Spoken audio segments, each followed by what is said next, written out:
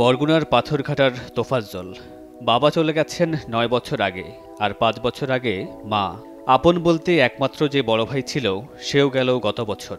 সবকিছু হারিয়ে মানসিক ভারসাম্যহীন এই যুবক।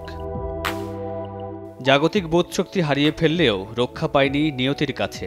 শেষমেশ তাকেও যেতে হলো, তবে সম্পূর্ণ ভিন্নভাবে। প্রাচ্যের অক্সফোর্ড খ্যাত ঢাকা বিশ্ববিদ্যালয়ের এক হলে চোর সন্দেহে ভাত খাইয়ে পিটিয়ে হত্যা করা হয় এই যুবককে। ঢাকার অদূরে আরেক বিদ্যাপীঠ জাহাঙ্গীরনগর বিশ্ববিদ্যালয়। এই বিশ্ববিদ্যালয়ের ছাত্রলীগের সাবেক নেতা শামীম মোল্লাকে পিটিয়ে হত্যা করেছে বিশ্ববিদ্যালয়ের একদল শিক্ষার্থী। শামীমের অপরাধ তার রাজনৈতিক পরিচয়। গত কয়েকদিনে দেশের বিভিন্ন স্থানে দেখা গেছে এমন হত্যা ও হামলার ঘটনা। মব জাস্টিস বা উচ্ছৃঙ্খল জনতার হাতে এমন বিচারের ঘটনার নিন্দা আর ক্ষোভ জানিয়েছেন বিনোদন অঙ্গনের তারকারা।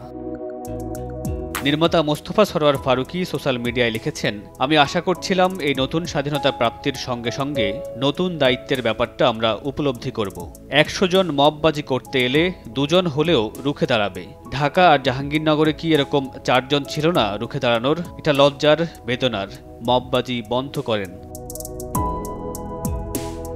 এই ঘটনায় ব্যথিত আরেক নির্মাতা আশফাক নিপুণ লিখেছেন, এই যে তোফাজ্জল নামের এক মানসিক অপ্রকৃতস্থ যুবককে ঢাকা বিশ্ববিদ্যালয়ের কিছু ছাত্র পিটিয়ে মেরে ফেলল, আমি ভাবি তোফাজ্জলের মা সেটা দেখতে পেলে কি করতেন।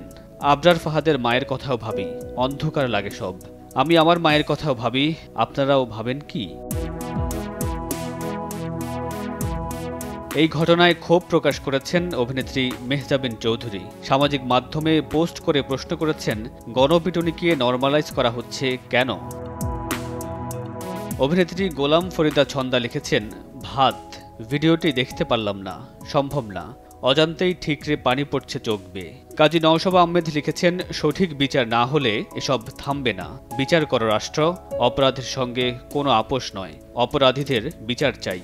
অভিনেত্রী মৌসুমী হামিদ লিখেছেন, আমি তোফাজ্জল হত্যার বিচার চাই, অপরাধীদের চিহ্নিত করে আইনের আওতায় আনা হোক। বিচার চেয়েছেন অভিনেত্রী তমা মির্জাও। সঙ্গীতশিল্পী আহমেদ হাসান সানি প্রতিবাদ করেছেন ভিন্নভাবে। এই ২ হত্যার বিচার না হওয়া পর্যন্ত ঢাকা বিশ্ববিদ্যালয় ও জাহাঙ্গীরনগর বিশ্ববিদ্যালয়ের কোনো অনুষ্ঠানে গান করবেন না তিনি।